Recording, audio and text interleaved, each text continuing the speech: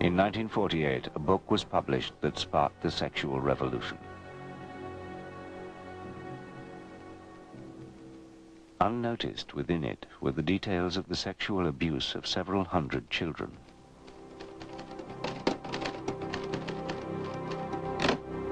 Who were these children? Who were their abusers? And how did the world's most famous sex scientist come to use the details of these sexual assaults as evidence of children's sexuality?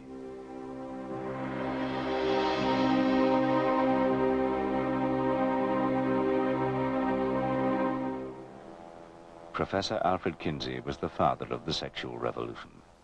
From 1948 to 1956, he traveled the world, advising governments how to modernize antiquated sex laws. From Britain, where he advised the Wolfenden Committee on Homosexuality, to Europe and America, his advice was key to updating sexual attitudes. In 1948, Kinsey published the first scientific study of what people do in bed. Sexual behavior in the human male took the world by storm.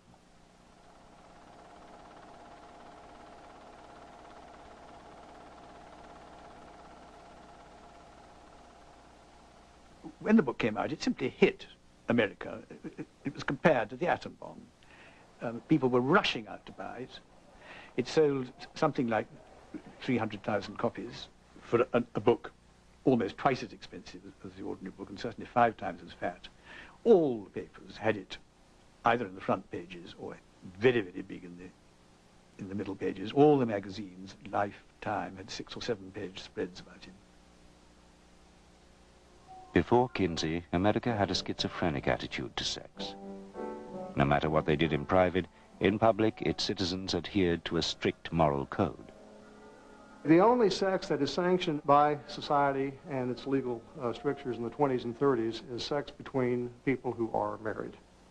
And even then, there's some interesting and arcane laws about even husbands and wives. One of my favorites from Northwood, Arkansas, that a man and woman, even if they're married, mustn't laugh while they're having sex, because, you know, that's sex is serious business. Oh, the sexual climate in those days was, well, to put it gently, repressive. Everything was illegal except wet dreams. And so, well, if you had premarital intercourse, that was labeled fornication. You know, if you had extramarital intercourse, that was adultery. Of course, homosexuality was taboo completely. So was animal contact. If you tried petting, you had to be very careful of the age of your partner, or you would be contributing to the delinquency of a minor. You also had to watch your techniques. If there was any mouth-genital contact, by definition, that was sodomy. You know, so, literally, as Kinsey once said, if all the sex laws were rigidly enforced, about 90% of the males would be felons. Kinsey's book challenged most known views on sexual behavior. From masturbation to adultery, homosexuality to bestiality, Kinsey's patient research appeared to reveal the reality of America's sex life. We took sex, you might say, out of the closet. We made it possible to discuss sexual matters in the home, in the office, in schools, and even in the media. We sort of broke the taboos. The research was based on the biggest survey of sexual attitudes and behavior ever undertaken. Kinsey invented a highly detailed, confidential questionnaire. His researchers had to learn the complicated code, which encrypted both questions and answers. Paul Gebhardt was a senior member of the team. Frankly, it was a damnable thing to memorize, and Kinsey forced us to memorize it. He wouldn't let us keep a little guide or cheat sheet or something. We had to memorize it verbally. It was a sheet of paper divided up into columns and lines. And each column dealt with one subject. For example, one column dealt with the frequency of intercourse in marriage. Another column dealt with masturbation. Another column dealt with psychological responses to sexual stimuli, etc. Another thing he did was always to assume that people had done everything. It was never, have you had sex with a pig? It was, when was the first time you had sex with a pig? And as one of his interviewees said, if you hadn't had sex with a pig, you were fine, but if you had, he'd got you. He was in the market for everything.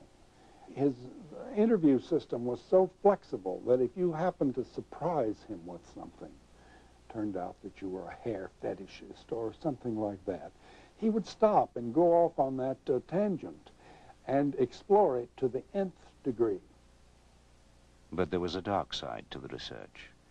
One chapter in the book dealt with the previously unresearched subject of child sexuality. It's little known that to get this information, Kinsey cultivated relationships with habitual child molesters. These pedophiles would provide him with accounts of their abuse of children and with their own interpretations of children's sexual development. At the beginning of his research, Kinsey saw pedophilia as really beyond the pale. As he collected more and more data, and as he, again, hoped to promote more and more tolerance, he has a hard time maintaining moral boundaries.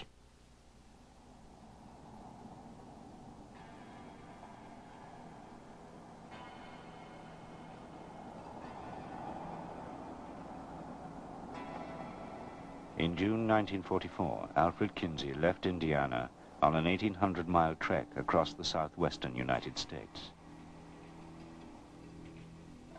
He was going to a clandestine meeting with a man who was to become his prime source of information about child sexuality.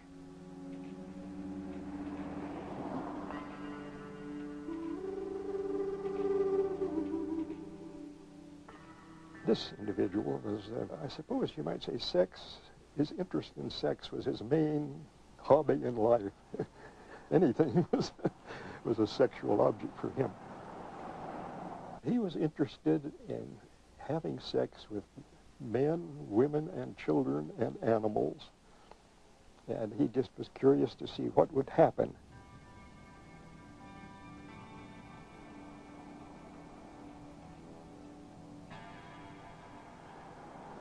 His first sexual contact was overt intercourse with his grandmother.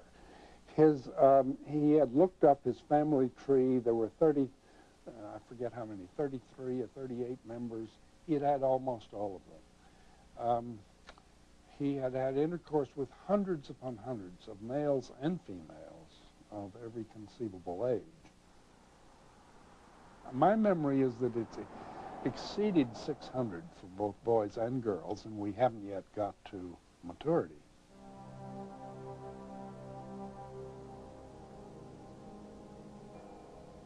The man was a U.S. government land examiner called Rex King. To protect him, Kinsey gave him the code name Mr. Green. His job took him across Arizona and New Mexico, trips he used to prey on children.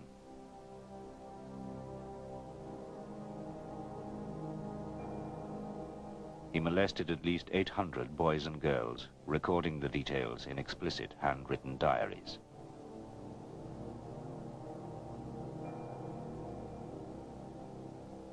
Kinsey was told about Green by his own mentor in sex research, Dr. Robert Dickinson. Dickinson had collaborated with the pedophile for several years and taught him how to record his child abuse in scientific detail. He told him how to measure things and time things, and encouraged him to, he knew he was going to do his ordinary behavior anyway. Dickinson couldn't have stopped him from being a pedophile. But he said, at least you ought to, do something scientific about it, so it won't be just your jollies, it'll be something worthwhile to science. So he gave him some training by letter and correspondence.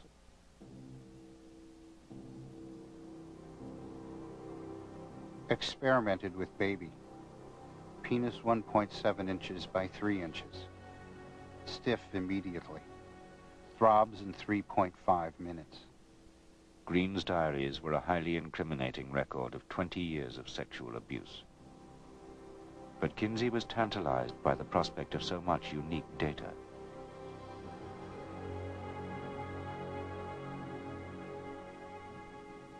I congratulate you on the research spirit which has led you to collect data over these many years. Everything that you've accumulated must find its way into scientific channels. Kinsey worshipped data. Anyone who could contribute to his aggregate data had a very high place in his, pantheon of heroes. And when Kinsey learned about this material, he saw it as a gold mine, as a scientific gold mine that would provide information in an area about which science knew very, very little. Kinsey met Green at a secret location in Arizona. Because of the illegal nature of their contents, Green had buried many of his diaries in the desert. Kinsey persuaded him to retrieve them and pass them on to him.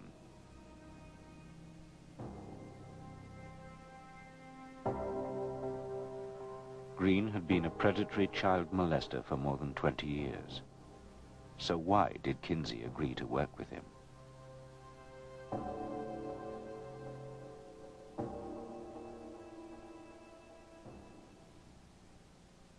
Clarence Tripp was one of Kinsey's closest associates. Even today, he defends Kinsey's involvement with the pedophile. Green was actually extremely conservative in all kinds of ways, and we know that for sure, because he had, you can get into trouble in a flash if you have any kind of, even tickling, any kind of sexual contact whatsoever with the child, because all you need is one whimper out of the child. You don't even need a formal charge to put you in the jailhouse. Well, here's this man with hundreds of contacts. There was never a charge against him. He was never arrested for anything. All the children thought he was wonderful. All the mothers thought he was wonderful. There are two, I suppose, lest you get contradicted, there are two instances in which a young boy or girl, I guess it was, I don't remember, didn't complain. They agreed to the sexual contact, but then they found it very painful and yelled out when it actually took place. This was because they were very young and had small genitalia, and Green was a grown man with enormous genitalia, and there was a fit problem.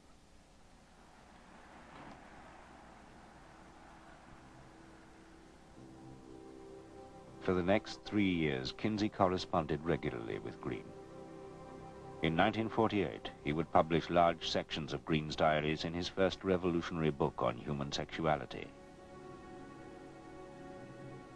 But rather than presenting them as the claims of a self-confessed child abuser, Kinsey put them forward as the first ever scientific proof that children were sexual beings from birth.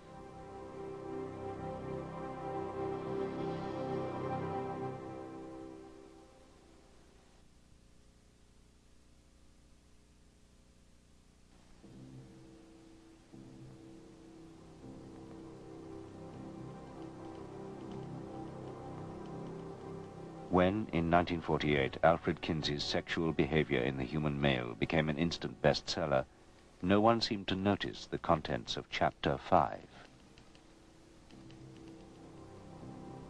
In it, Kinsey reproduced sections of the pedophile diaries he had received from Mr. Green.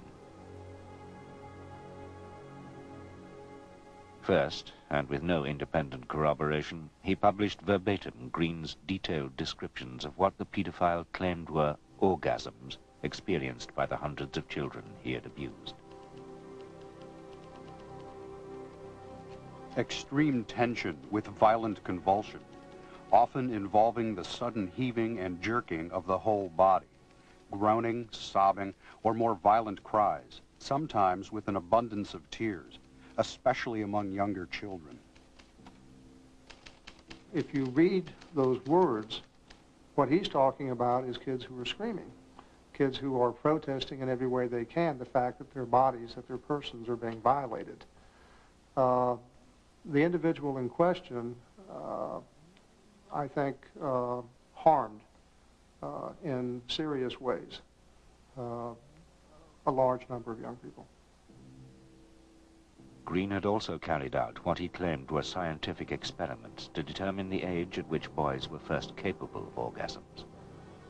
For the experiment, he masturbated 317 infants and children from 2 months to 15 years old, recording which ones achieved what he interpreted as orgasms. Kinsey reproduced this as Table 31. In Table 32, he laid out the time it had taken Green to bring each of these children to these so-called orgasms. Green also claimed that his experiments proved that, given sufficient adult stimulation, some of the boys were capable of multiple orgasms. Again, with no way of checking the claims, Kinsey simply reproduced them as scientific fact. Finally, in Table 34, Kinsey set out Green's notes on the time it had taken him to masturbate the children to multiple orgasms. The average interval between the first and second climaxes ranged from less than 10 seconds to 30 minutes or more. Even the youngest males, as young as 5 months in age, are capable of such repeated reactions. The table suggested that some children, including a 4-year-old boy, had been masturbated over a 24-hour period. In his book, and based primarily on Green's information, Kinsey claimed that children could, with the assistance of an experienced adult, enjoy sexual activity from the moment they were born. It was a revolutionary claim that overturned all previous scientific knowledge about the development of child sexuality. But the claim and the experiments that lay behind it have alarmed Kinsey's critics, particularly those who campaign for a return to traditional values. We have a whole chapter here in which children have been tortured for this so-called scientific data. And this is the calculations of those abuse data into tables to promote this as scientific to the world. An assessment of these data suggests that at minimum 317, at maximum 1,200 and some boys were being sexually raped around the clock using stopwatches. Because of its illegal origins, Green's material was a closely guarded secret. Only a trusted inner circle knew of its existence. It was illegal, and we knew it was illegal, but it's very important for people to study childhood sexuality. In other cultures, anthropologists can sometimes do this, but in our culture, it was because of our insistence that children are non-sexual, studying childhood sexuality was essentially impossible, except, for this case like Green. And so he contributed a fair amount to our knowledge of, and when I say our knowledge, I mean medicine's knowledge of sexuality in children. Yeah. But some of Kinsey's team questioned both the morality and the scientific validity of using the material. Well, when I saw the table on time to orgasm, when infants are stimulated, carried out to the fraction of a second, I thought it was an absurd page in science. But to actually stand there with a stopwatch and have somebody or oneself stimulate the infant and time it to the split second was simply so gross that I didn't feel it had a place in a scientific book. Remember that Noah, who I've never met, was he's a very upstanding kind of man. He was damaged in childhood with all this morality. And then he had this peculiar moralistic wife, I'm understating it, and through all this, it sounded to him like pure sin. Whether or not I had a moral objection to it, and I did, but that was not the point. It was that this was a scientific book. He was proud of its being scientific. And here was some completely unevaluated, potentially important stuff carried out to absurd numbers, fractions of a second. It was irrelevant. It was unworthy of him as a scientist. 50 years after Kinsey first published Green's pedophile diary as a scientific fact, the Kinsey Institute has been forced to defend his involvement with pedophiles. director John Bancroft accepts that the scientific reliability of Green's diaries was dubious, but believes Kinsey was justified to make use of them.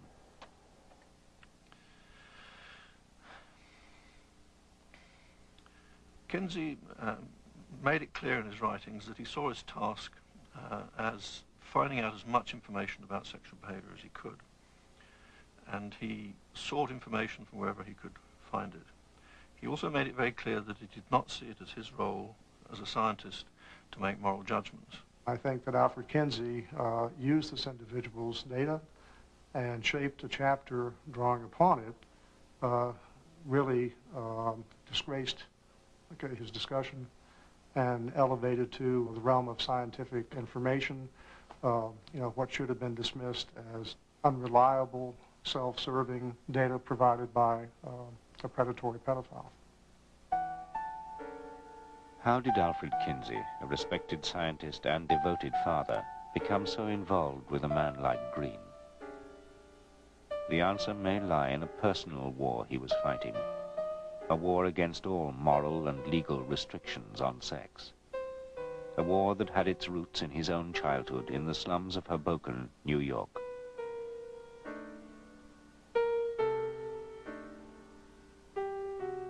His parents were very poor, and Kinsey's life was dominated to begin with by poverty, very religious, repressive, not just sexy in every way, drink, smoking, Methodist religious background.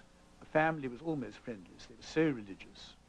There are examples of him praying to be allowed to stop masturbating. He remained religious until into his 20s. He then lost his religion, and he turned with fury on religion. He thought it was hypocritical. The repression, the frustration, sexual frustration he experienced as a result of his father's strictures, that anger remained with him all his life. Kinsey's close colleagues believed that this anger fueled his research. To carry out the research, Kinsey believed his key staff needed personal experience of a wide variety of sexual behavior. To ensure this, he encouraged them to have sex with each other. One night, Kinsey said, "Why don't you come down to my room?" So I went down, and I immediately felt some tension in the air, which was quite different from anything I had experienced with him before. And it suddenly occurred to me that Kinsey was preparing to offer me the opportunity to have some homosexual experience. And I said, "I don't think I want to participate in this, and please excuse me," and I walked out the door. But Kinsey's interest was not solely scientific.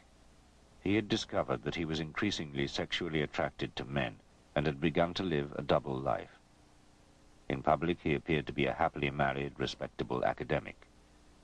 In private, he sought out homosexual encounters.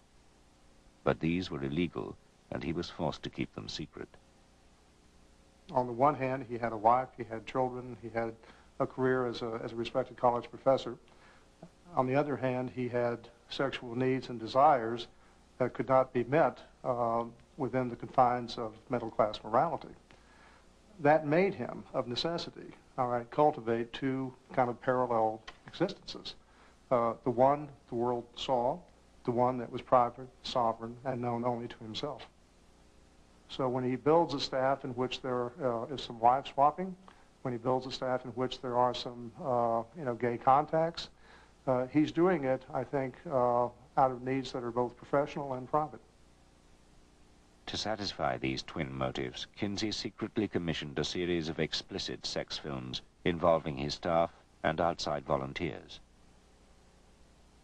Clarence Tripp was his first photographer and became one of his closest confidants.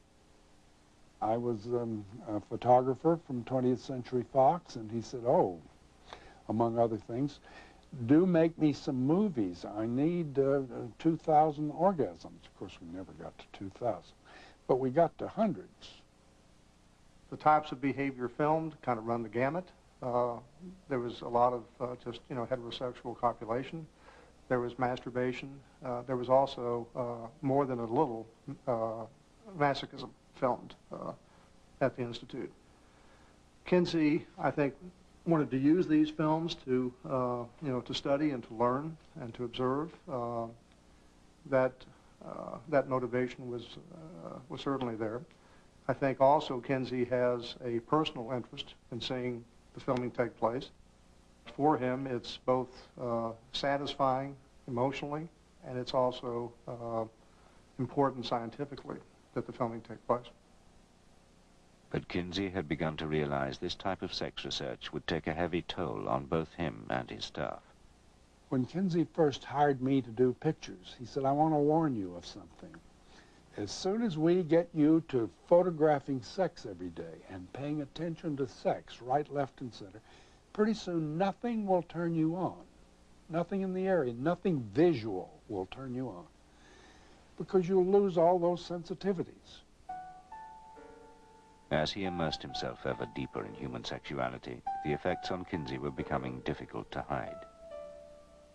Torn between the demands of his public image and his private sexual needs, his behavior became increasingly self-destructive. A strong association developed in him that in order to have sexual pleasure, he also had to pay for it in pain. Kinsey, on one occasion, circumcised himself with a pocket knife without anesthesia or anything else. That, to me, is an act of a desperate man.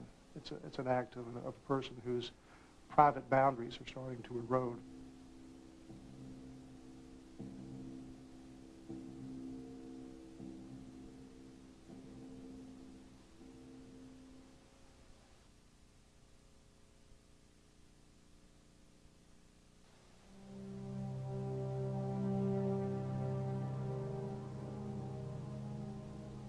In 1947, Kinsey sent the final proofs of his chapter on child sexuality for approval by the pedophile he codenamed Mr. Green.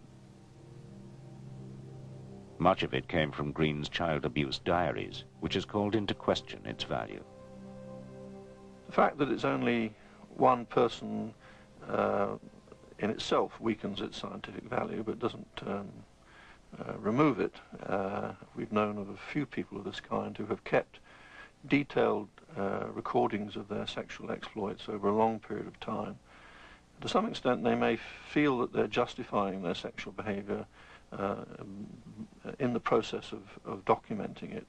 And I think one has to be rather cautious about accepting their information just at face value. Kinsey's critics say that whether or not the material was scientific, he should have reported Green to the police. But the Kinsey Institute rejects this. It's inconceivable that one could do research in that way, give people guarantees of confidentiality, and then when they've given you the information, say, well, I'm afraid I'm going to have to report you to the police. That would be immorality in my book of the highest order. Some of Kinsey's other defenders claim that Green had long ceased to be an active child abuser by the time he met Kinsey, and so there was no need to report him to the police. But the Kinsey Institute refuses to release Green's diaries, which could corroborate this. Only trusted Kinsey supporters are allowed access to them. By convincing them that I was not against Kinsey, but concerned to find out what he was really like, and as they got used to me and realized that I was honest and sincere, I did finally get into, I think, everything I could reasonably have expected. But Jonathan Gaythorne Hardy's notes, taken during his access to Green's diaries, suggest that the paedophile was sexually active until 1954, more than 10 years after he first met Kinsey.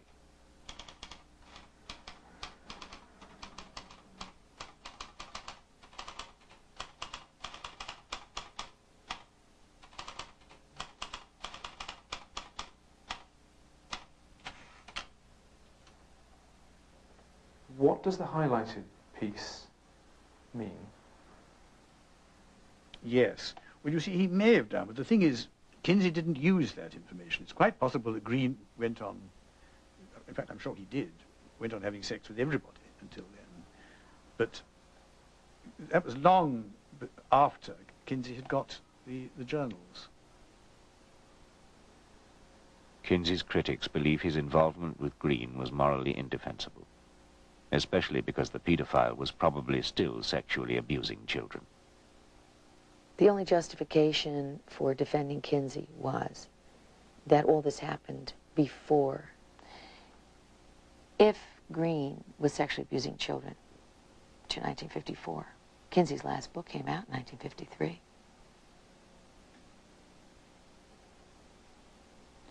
That certainly would mean that all of that violence and all of that abuse was going on throughout the entire time Kinsey was collecting these data.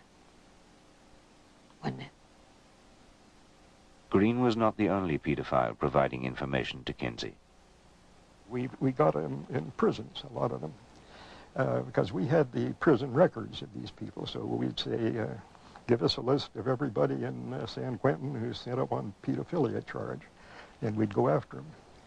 So we got a lot that way. Then there was also a pedophile organization in this country. They cooperated with us, and some of them who were not, of course, not incarcerated, they came and gave us information. Not all of the pedophile information arriving at the Kinsey Institute in Indiana came from within America. There was a man in Germany who was a pedophile, and he wrote Kinsey. And he was interested in information about pedophilia, and he offered his own case history. Of course, Kinsey couldn't go to Germany to get it, but he wrote him questions in a letter, and they carried on quite a correspondence. And we were learning some interesting things about pedophilia in Germany, you might say. The pedophile was Dr. Fritz von Balusek, a former senior Nazi Party official. Before the war, he had been a stormtrooper. During the war, he had commanded a ghetto in an occupied Polish town.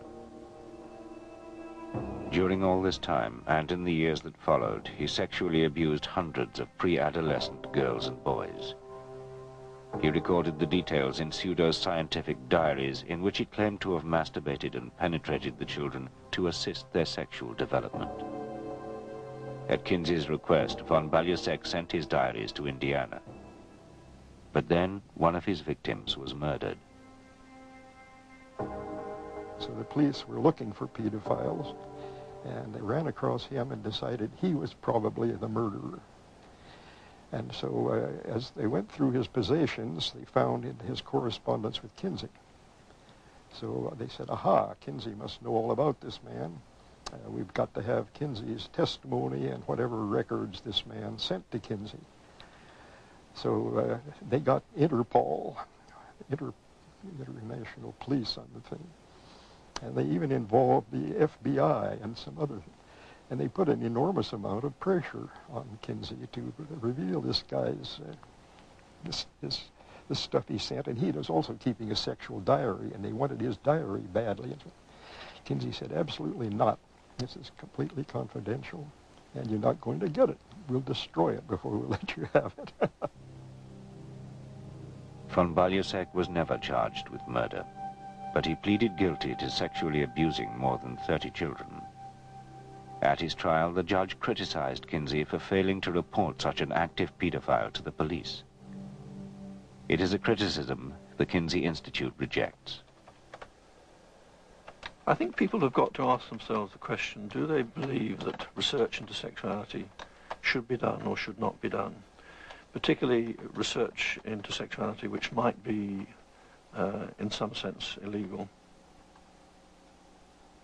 But if the cost potentially is more children at risk of abuse, can that cost be justified?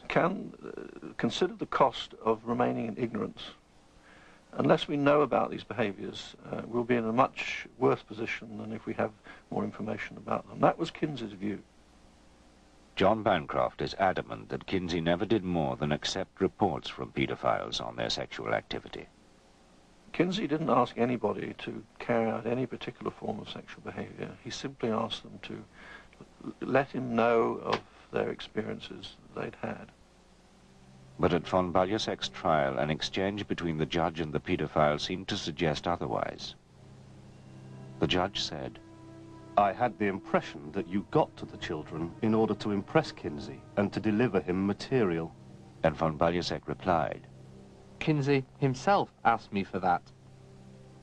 If the judge's impression was correct, and if von Balusek was telling the truth, it would be evidence of Kinsey's involvement in ongoing child sexual abuse.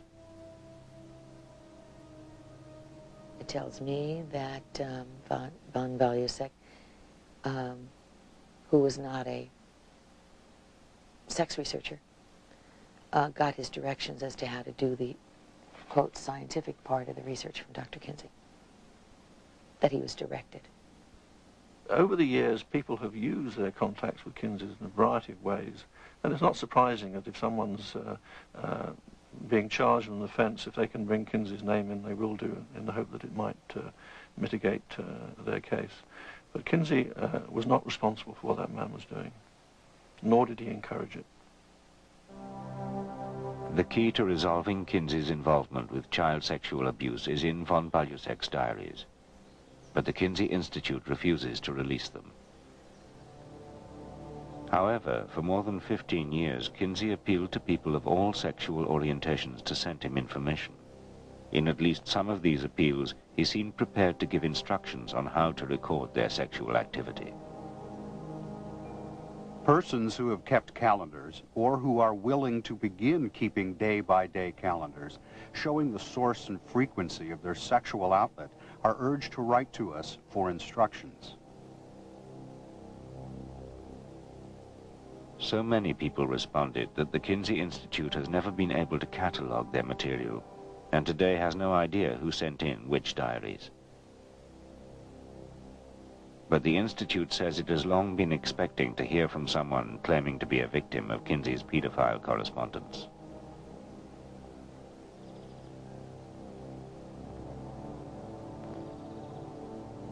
Esther White is the first person publicly to make this claim. Esther's family had a long-standing connection with Kinsey. Her grandfather attended Indiana University with him. But Esther came from an incestuous family. She claims she was abused first by her grandfather and later by her father. The abuse started with my father, I think, as a very young child, probably about age 7. My father started a loving, concerned, petting kind of an affection. And when the opportunity came along, he took the opportunity to turn that from affection into what he called affection and love, into a sexual relationship, intercourse, oral copulation, ugly things that I don't like to talk about. Based on what her father told her, Esther believes he was one of the pedophiles who provided information to Kinsey. My father actually did mail in some questionnaires, I believe, to the Kinsey Institute about the sexual abuse that he was doing on me.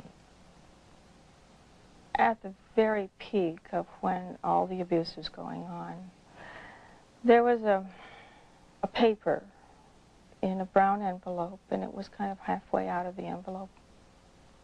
It was a summer afternoon, and I don't know why I remember there was a warm breeze blowing through the bedroom window.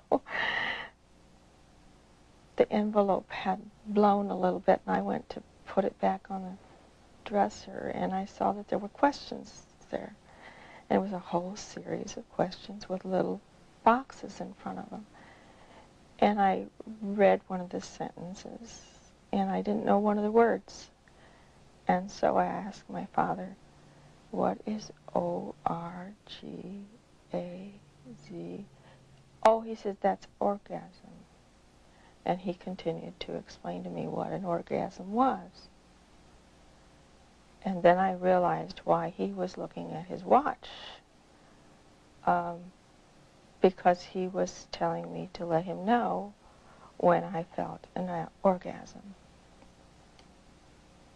And when he saw that I had seen this paper, he immediately said he had a deadline to meet and he had to send it away. So he put it in this envelope. I know nothing about this woman or her father or grandfather. I have no idea whether there's any basis of fact in what she's saying at all. Would it be possible for the Institute to examine its files and determine whether her father did send information to Kinsey? At this point, I can't say. We have a huge amount of information that people have sent to the Institute about their sexual experiences. Somewhere amongst that, there may be something relevant to this woman. But that material is uncatalogued, unordered, and I really have no idea how difficult it will be to check that out. Can you understand, though, why she would feel disturbed by the knowledge that material may be residing here in the Institute? If the description is accurate, then I can see she could have some concern, yes. But she can also rest assured that the material will be treated with great confidentiality. And we will never reveal the identity of anybody involved to anyone else. But from what her father said about Kinsey, Esther fears the details of her abuse may have been used in his second book, Sexual Behavior in the Human Female. In a section dealing with sex between adults and children, Kinsey claimed to have evidence that children can enjoy abuse. The adult contacts are a source of pleasure to some children, and sometimes may arouse the child erotically and bring it to orgasm. It is difficult to understand why a child, except for its cultural conditioning, should be disturbed at having its genitalia touched.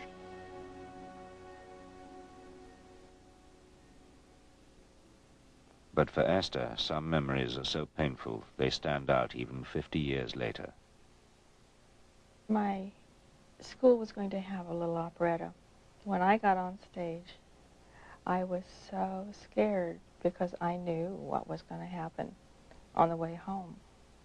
My father put me in the back seat and, of course, continued to sexually abuse me. But I looked out the back window and there was a gorgeous, beautiful moon and stars. And it's very difficult to say it.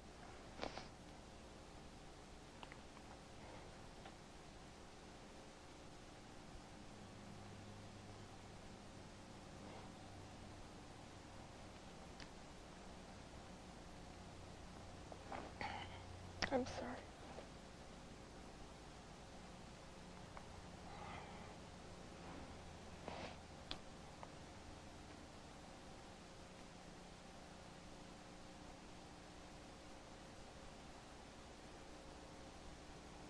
It was a very painful memory to remember. But I was crying so hard that the tears were running into my eye, out of my eyes and down into my ears. And I was crying and my sinuses were so filled up I couldn't breathe. And my ears were filling up with water. And I just had a fear, I'm going to die.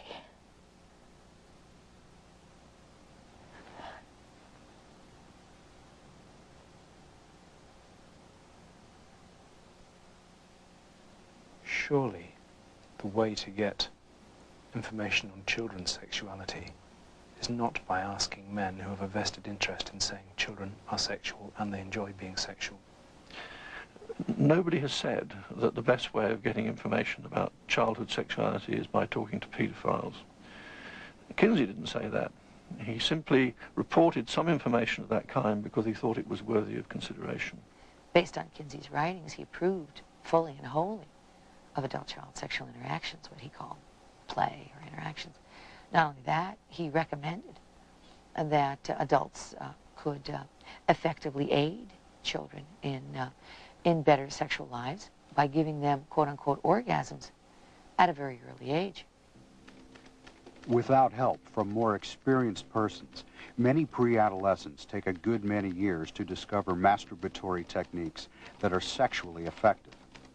It is probable that half or more of the boys in an uninhibited society could reach climax by the time they were 3 or 4 years of age. In his final years, Kinsey would testify before legislatures and courts that pedophilia was a less dangerous problem than public intolerance of it. Kinsey said some of the most brilliant things imaginable about that. Pedophilia is an almost non-existent kind of crime, and the thing that he hated most about it is that people use words like child molestation. What is that? Nobody knows. Abuse of children, are they talking about bollocks them against the ear or hitting them with a stovepipe? Are they talking about tickling them a little? Are you talking about fondling? You're going to put fondling and death attacks in the same group? As Kinsey said, by this kind of paranoia, you do the child more damage for life than all the pedophiles in the world would do.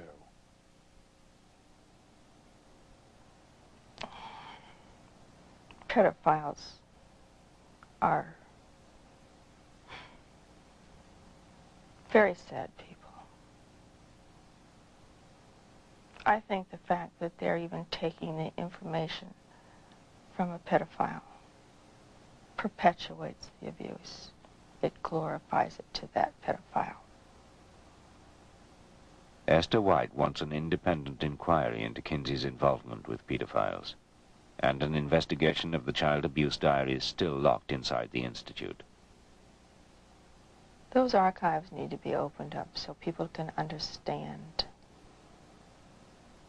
that if they feel they were connected with the Kinsey Institute, that they can go back and know for sure.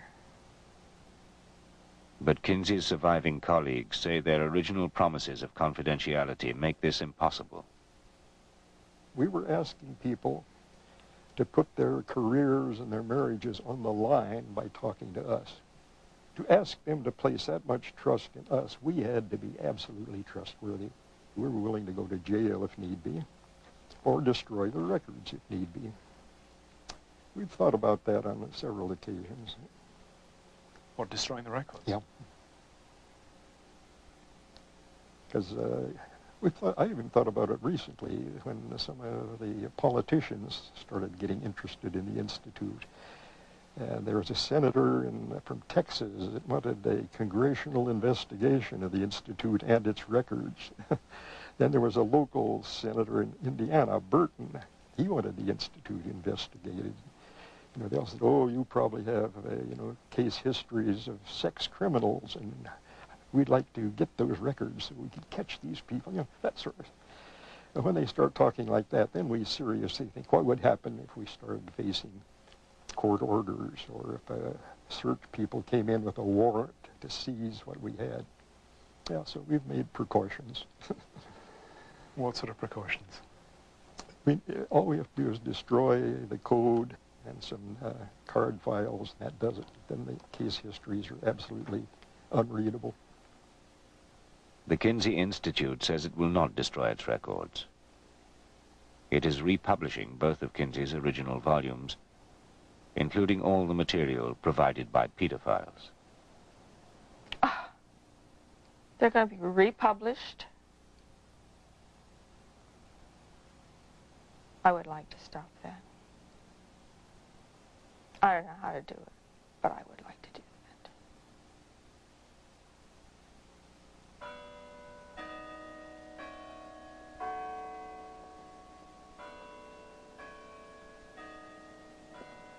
They used me, and they used those children. And that's a terrible way to feel that you've been used for a lie.